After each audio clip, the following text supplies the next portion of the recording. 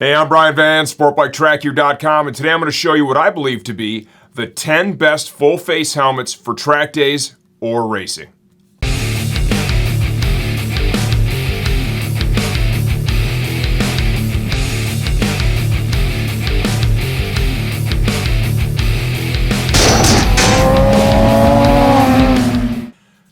Before we dive into the comparisons, let's talk about the criteria I like to run down when I'm looking for my next track helmet.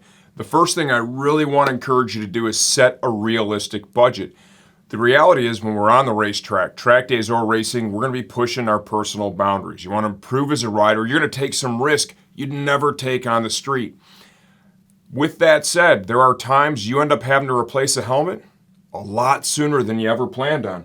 I've had two instances in the past couple of decades where I've had brand new helmets that didn't make it a whole day. And I got to tell you, that shit stinks, okay? It's a bummer, but it is a reality. For that reason, don't stretch for a $1,699 helmet if you're not going to be able to replace that thing.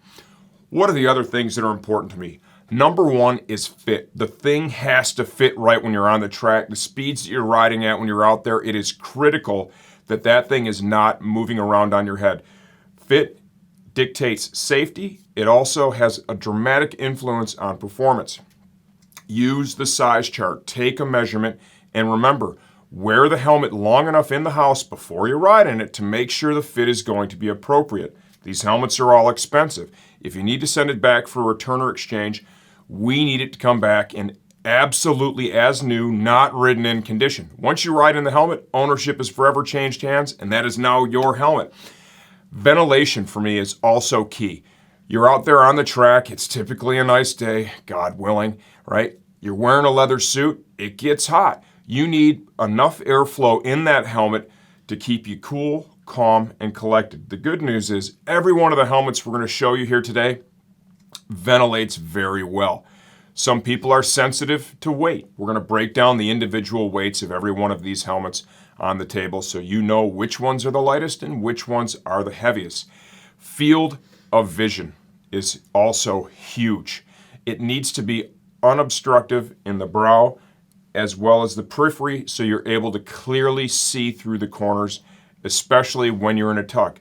You're not riding around in a straight up and down upright position very much when you're on the racetrack, right? And that's why we've taken the time with each one of these. I've ridden in. All these models have been ridden in personally by me, so I can really break down how different they are from one another. But I can tell you every one of these on the table has a good open field of vision. The last thing, certainly not least, is going to be safety. Every one of the helmets on the table I believe to be safe. Each one of them is certified to ECE, SNELL, and or DOT. When I come back, we're going to begin with our initial price tier from $359 up to $800. Let's talk about the features and benefits these helmets share in common with one another. Every one of the helmets on the table is going to offer a carbon or a fiberglass shell. There are no injection molded plastic shells in this tier. Each one of them uses a double D-ring retention system. All 5 of the helmets ventilate very well. Once again, that is a key element in a good solid track helmet. You're going to see very similar ventilation systems on each one of these helmets here on the table. Field of vision. Field of vision is also critical. All 5 of these helmets offer a good open field of vision in the brow area as well as the peripheral vision. Certification. ECE and DOT. ECE and DOT. These 3 here are all SNELL as well as DOT certified. Fit. I measure 58 centimeters on the money, intermediate oval head shape. Each one of these helmets is a medium. They all fit me very well. There was no reason to change size in any one of these helmets. With that said, they do separate from one another just a little bit in fit, and we'll talk about that. Of all the helmets on the table, the HJC RF11 Pro has the easiest on-off effort. If that's something you find yourself sensitive to, that is a great option for you. The Bell Star MIPS DLX. This is definitely an intermediate oval head shape. With that said, of all 5 of the helmets on the table, this one I have found to be the most narrow from side to side. It could be the installation of that MIPS slip plane device they have that's between the liner and the EPS itself that creates that sensation. With that said, I wouldn't call this a long over or anything. I would just say that it just runs a little more narrow side to side than the rest. Beyond that, they are very, very similar in fit. Glasses compatibility. Each one of these helmets allowed me to slide the glasses in and wear them. That said, the Shoei RF1200 has a very specific channel where it just wants the glasses to be right there, and I couldn't get them to rest right on the bridge of my nose. It held them firmly, it felt stable, just not in the exact spot I was looking for. If that is a feature that's important to you, I want you to understand that with the Shoei before we go in any further. When I come back, we're going to talk about each individual helmet. HJC Alpha 11 Pro. Before I dive into the particulars for this helmet, I want to tell you, I've got a Spider-Man helmet. I've ridden in both of them quite a bit. I really love how close this gets to the performance of helmets that cost twice what this costs and maybe 3 times what this costs. Tons of value here with this, right? It definitely belongs in this racetrack category. This helmet is the lightest of all 10, 3.1 pounds in a size medium. It uses a fiberglass composite shell. They use 3 independent shell sizes. Like I said earlier, this one is ECE as well as DOT certified. Additional value that they add with the Alpha 11 Pro. We've got a couple helmets in this grouping that do that, and I really like to see that. It comes with a Pinlock Ready clear shield, a Pinlock Ready dark smoke shield, as well as a Pinlock fog-free insert. The shields have a centrally located locking system, which is the best way to seal that thing up and make sure it stays down and stays in place. Aerodynamics for this helmet. Of all the helmets that I have in this group of 10, I will say this one has the weakest aerodynamic performance. With that said, it is still very good. When I'm out there on the track, even at the end of the straightaway, you pop out of the bubble. It moves around a little bit. It's nothing horrible. I just want to make sure that you understand the others can get to be a little bit better as you go up in price. The new kid on the block, the Scorpion EXO R1 Air. I had a chance to ride in this 2 solid days last year with Sportbike track time, right? So I have a good understanding for this helmet. This one weighs 3.3 pounds in a size medium on our shipping scale. It's a fiberglass composite shell, 3 different shell sizes, ECE, as well as DOT certified. Before I talk any more about the particulars of this helmet, I want to say this one offers the most value of all the helmets in the group of 10. If you're that value shopper, you're looking for features, benefits, performance, right? Real value for every buck spent. This one, in my mind, stiff competition. This one just comes out on top. And like I said, I've ridden in it. We're really excited about this. We've got a lot of these already in the marketplace very early. People have been riding them, and we've got nothing but kick-ass feedback so far. Still, all these helmets are good. It's important I stress that. Value adds that come with the EXO R1 Air. This is going to ship with a dark smoke screen, Pinlock Ready, a clear screen, Pinlock Ready, and a Pinlock insert. Like we showed you on the HJC, I love centrally located shield locks. Just does a great job. Here's another pretty big bonus. When we're talking about racetrack helmets, fit is something, that just has to be right. This one includes their inflatable cheek pad system, right?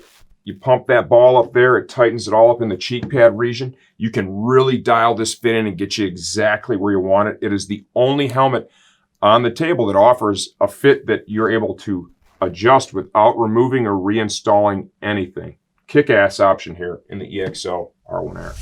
The Bellstar MIPS DLX helmet. This one weighed 3.7 pounds in a medium on our shipping scale. They're using 6 different shell sizes with this, the most of any helmet in all 10. Fiberglass composite shell material is being used here. Certification is Snell as well as DOT. This one, right, has a couple of real kick-ass value adds. This is a solid helmet too. I've ridden quite a bit in this current version of the Bellstar MIPS and the Race Star. Ventilates well, very stable at speed, right? One of the quieter full-face helmets with so much ventilation. This is a really solid product. The value adds here, right? We're going to start with the Pro Tint Shield. This shield reacts to sunlight exposure. It tints from clear all the way to dark smoke. So you're riding at the racetrack in the early spring or in the fall. In the fall, it gets dark earlier. Say you're down at Barber, you're just trying to get in that last session. You want to put down your best lap of the season.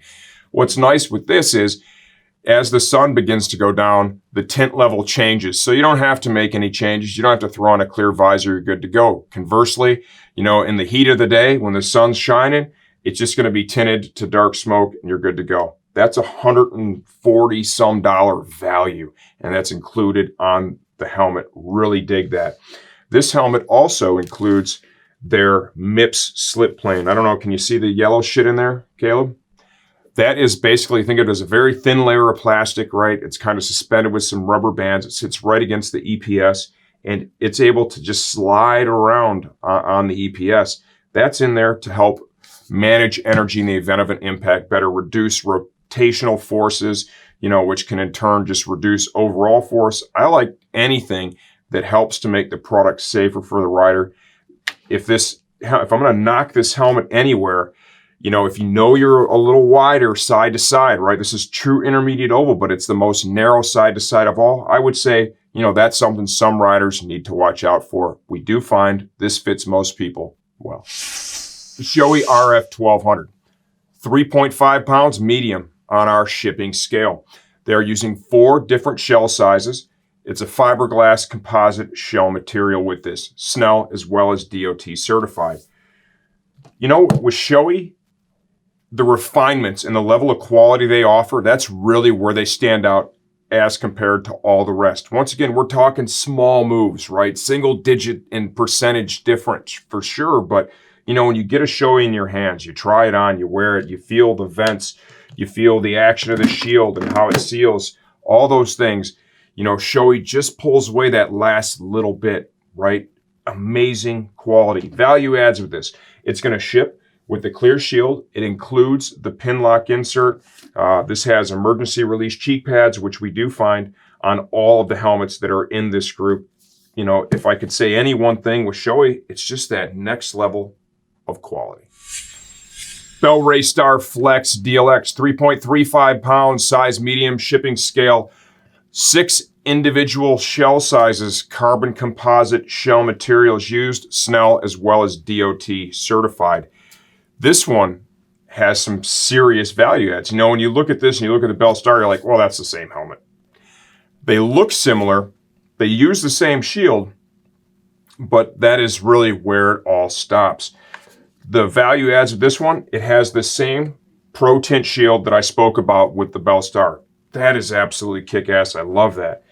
The big one, okay, is going to be the Flex liner system. It's kind of tough to show you right here. See if I open this up a little bit. Can you see the red and the black right here?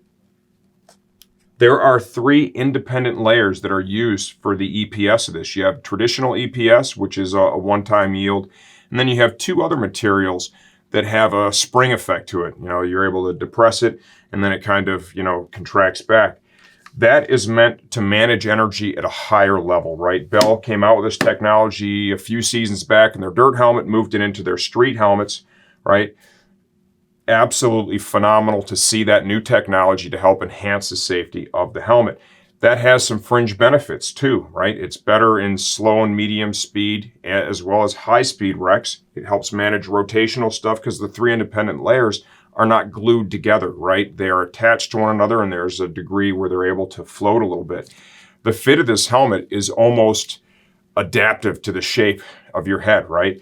A lot of guys, when we put them in these helmets at first, they're like, man, this thing's kind of tight. I don't know. And I'm like, you just need to leave it on for a minute. You leave this on for 5 or 10 minutes, and that material just kind of starts to move with you, and it shapes itself to you and gets you a really amazing, comfortable fit. This one also includes magnetic cheek pads, right? How bitchin' is that? I mean, if you want to pull them out if they're wet, boom. Emergency release is managed just by pulling them out. Magnetic chin strap retention system, right? Double D-ring, and just to tidy up the excess, you have that. Real high-end fabrics here. A lot of value in this one, right? Clearly, it's the most expensive that I have on the table right now. And to be fair, this helmet stacks up very well with the others that are going to be in the next price tier from $800 and over. This one could be in both. Just like we did with the first group of 5, we're going to begin by talking about things they share in common. We're going to introduce the players, and then we'll talk about each helmet individually and articulate where they separate from the rest of the group. The Shark Race R Pro from $649 to $900. The Shoei X14 from $781 to $889. The Arai Corsair X. This one retails from $849 up to $979. The AGV Corsa R helmet retail from $799 to $999.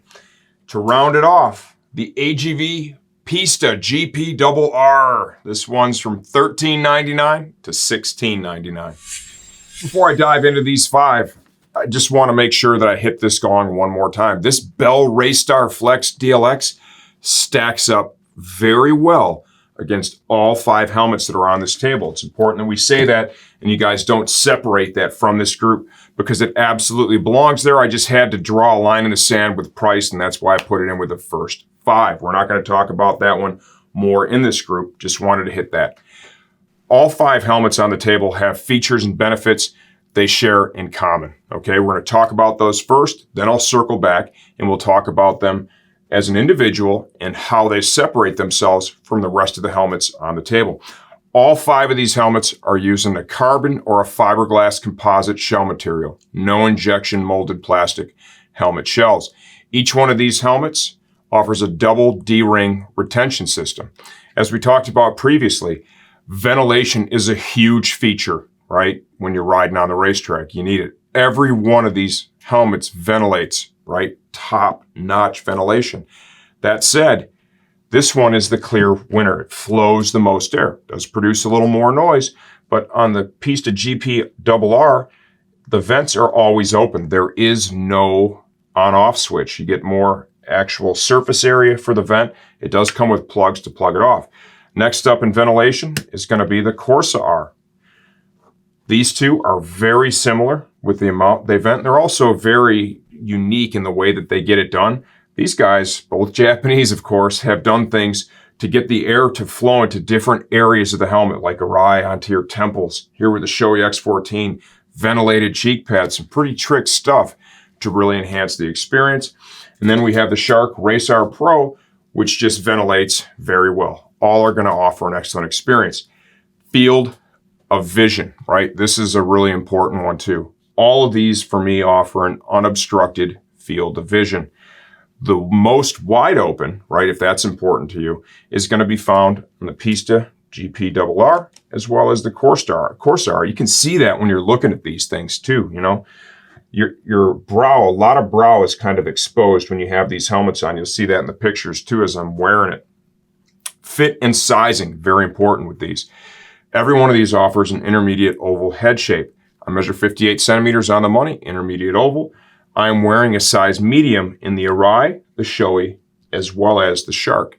AGV separates their medium into 2 independent sizes. You have a medium small, and then you have a medium large. The medium small uses a smaller shell size than the medium large, which shares its shell with the large. It's still not overly big, right? But this one is smaller.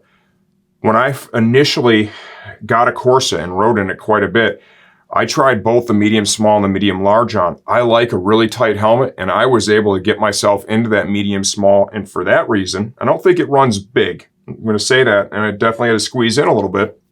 But I was able to get myself into a helmet that's a touch lighter and uses a smaller outer shell, okay? That's a personal preference thing. I would say beyond that, this helmet does run true to size. Aerodynamic performance. You know, we're in the group of the best in the world here for sure. Every one of these helmets performs very well. You pop out of the bubble, they are all good and stable, okay? The Shark is special, right? When it comes to those aerodynamics, this one, they have spent so much time engineering. I think they brought people from the aeronautics industry into the Shark company, right, to help with development of the aerodynamic performance. This one is so slippery in the wind, it's crazy. It's also the quietest full-face helmet that offers a strong level of ventilation that I've ever ridden in. It's been that way from the RSR2 carried on to the Race R Pro, and I'm sure that's something that Shark plans to stick with moving forward. When I come back, we're going to focus on each one of these helmets as an individual, and I'll show you the features and bennies they have that separate them from the next guy. The Shark Race R Pro. This one weighs 3.35 pounds in a medium on our shipping scale. 2 shell sizes. This is the fiberglass composite shell. They also offer a carbon version of this, which I believe is about 1/10 of a pound lighter. ECE as well as DOT certified. Excellent glasses compatibility with the Race R Pro. This helmet is going to ship with a clear shield that includes a pin lock insert. What makes this helmet special? Really, it's going to come down to that aerodynamic performance. While these are all good, this one kind of stands out from the crowd. It's super slippery as well as being super quiet. The Shoei X14, 3.75 pounds in a medium on our shipping scale. It's the heaviest of a bunch if that's important to you. They offer 4 different shell sizes. This is a fiberglass composite shell. It is Snell as well as DOT certified. Glasses compatibility. As with the Shoei RF1200, this one allowed me to get the glasses in, but it kind of has a fixed channel in there where it's forcing you to put the glasses. They wouldn't rest on the bridge of my nose. If that's something you're sensitive to, it's good that you know that up front. This helmet ships with a clear shield as well as a pin lock insert. What makes the Shoei special? You know, with this one, they did a lot of really trick things, like the ventilated cheek pads. The interior is a multi-part interior that allows you to really, with purchasing additional pieces, mind you, dial the fit of this helmet in and make it all yours. One thing that's really unique, and we show this in the full review we did for this a few seasons back now, is you're able to adjust how this helmet sits on your brow. If you feel like in a tuck it's a little closed off, you're able to move the liner around in some different slots that are in there. Like I said, I show you all this in a video, and it raises the helmet on the brow. It actually works. I did that to this helmet while I was doing that review and before I rode in it, and I definitely found it beneficial. Other things that stand out, a lot of aerodynamic engineering's gone into this one as well. It is an excellent performer in the wind. You can even get different wings for the back of this if you're hitting speeds like over 200 miles an hour. That would be necessary, I think, for most of us humans not riding MotoGP bikes. The standard model is going to be a great performer. The Arai Corsair X. This one weighed 3.65 pounds in a medium on our shipping scale. 5 different shell sizes, fiberglass composite shell, Snell and DOT certified. While we're talking about the shell, Arai is a very unique company. These things are handmade in Japan. The shells are hand-laid by craftsmen that have a tremendous amount of experience, right? The philosophy this company employs in producing their products is very unique in any marketplace today, and it's something that I personally really gravitate towards. If you've watched our channel or you've been to our site, you're probably pretty clear that, you know, our son Max has been riding and racing on the track for the last couple of years. He has used an Arai helmet since day one. He's still in it. And there's a few reasons for that. I'm not going to jump up and down on a trampoline and scream, Arai's the greatest ever, better than all the rest. That's not true. These are all really good helmets. But, you know, there just comes that moment where you just have to make a decision. And when it comes to the safety gear that your kid's going to wear, that's a pretty important decision.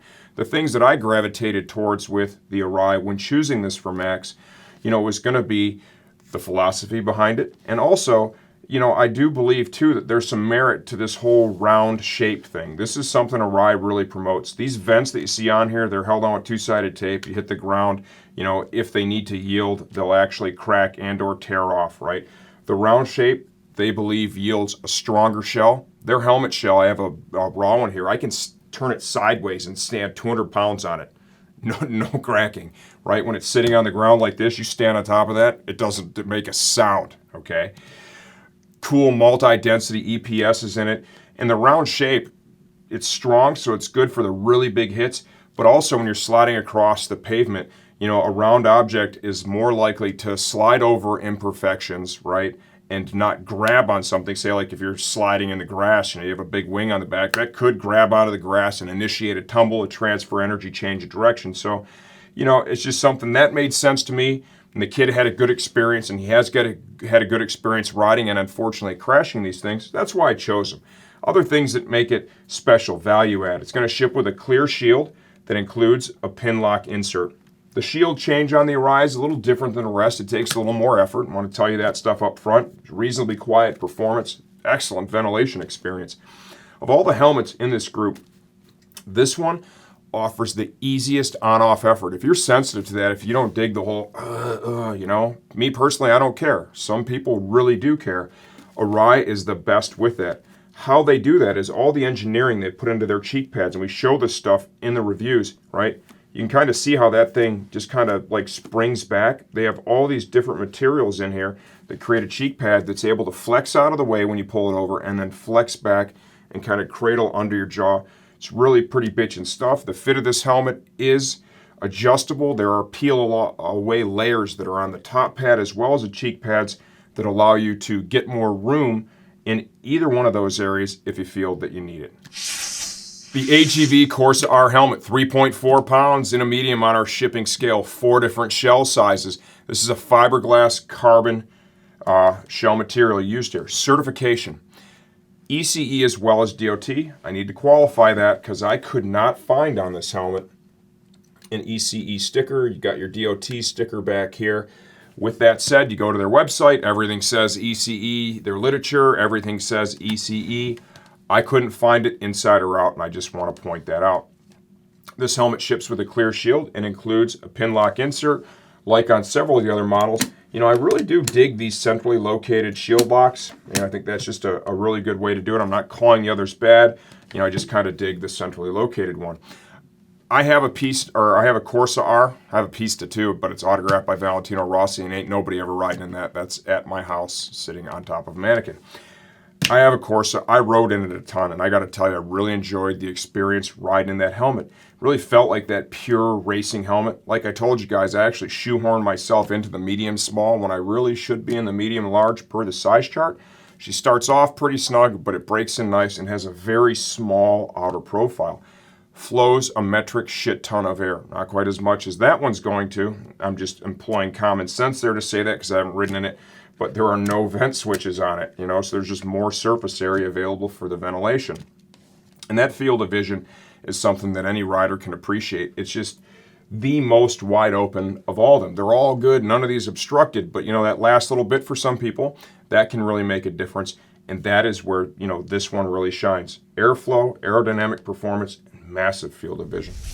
The AGV Pista GP RR. This one is 3.3 pounds in a size medium small on our shipping scale. This uses a carbon shell material. 4 independent shell sizes. It is ECE as well as DOT certified. This one I was able to find the ECE tag on the back of the helmet. This performs, right? I've not ridden in it, but common sense would dictate. They're so similar. This is an amazing helmet. There's no question. It's Achilles heel in my opinion, and dude, we're talking $13.99 to open up to $16.99. If you're blessed enough to be shopping in that price point, this thing is certainly not going to disappoint, right? And it makes a hell of a statement. You roll up in a $1,700 helmet, that is pretty cash money for sure. Amazing ventilation, gonna want to wear earplugs, amazing field of vision. What else have they done with this to kind of separate it from that Corsa R and make it worth the additional spend? The differences you're going to see, this has a different aerodynamic wing on it. The vents are wide open. They have some spoilers built into the exhaust back here and the intake up here for further aerodynamic tuning. This is a race replica, just like what you're going to see Rossi is wearing in MotoGP, okay? There is an FIM homologation if that's important to anybody for the GP RR, right? I don't really know a tremendous amount about that because I don't think it's very relevant to anything that we do. What else makes this different? Drink bag compatibility. This thing comes with a tube. It's routed through the cheek pad system, and there's a bite valve you can install right in the chin bar of the helmet, okay? You have a suit that's compatible with that. We sell a lot of suits. We don't sell a lot of suits that have the drink bags, but I know some of the Dainese stuff is. If you want to use that, this helmet is the only one out there right now that offers that feature that we offer. For those of us that have suits that do not have that, this thing just literally slides out of there. Whoop! Don't need that anymore. And it's going to be just a normal helmet, so it doesn't really have any negative impacts on the helmet. Emergency release cheek pads are in there. Adaptable fit. I do think this is really trick. I wish they had this in the other model too, right? But you have to do something different to separate this. Look at all these foam pieces here on the table. There's a shit ton of them, right? You're able to, per the instructions here, pull this interior apart, okay? Using these pieces, you stick it onto the interior, then you reinstall it, and you're able to tune the fit and make it perfect for yourself. You know, if you're that person that has a high-end stereo with an equalizer and you've slid all of those bars to make the sound perfect, or all the picture settings on your 72-inch television set, right? You want your shit just right. This may really appeal to you. I do think that's pretty cool. You don't have to buy any additional pieces. It's just there. The liner in the helmet, also, if you can get close there are 3 independent legs here for that top pad, okay?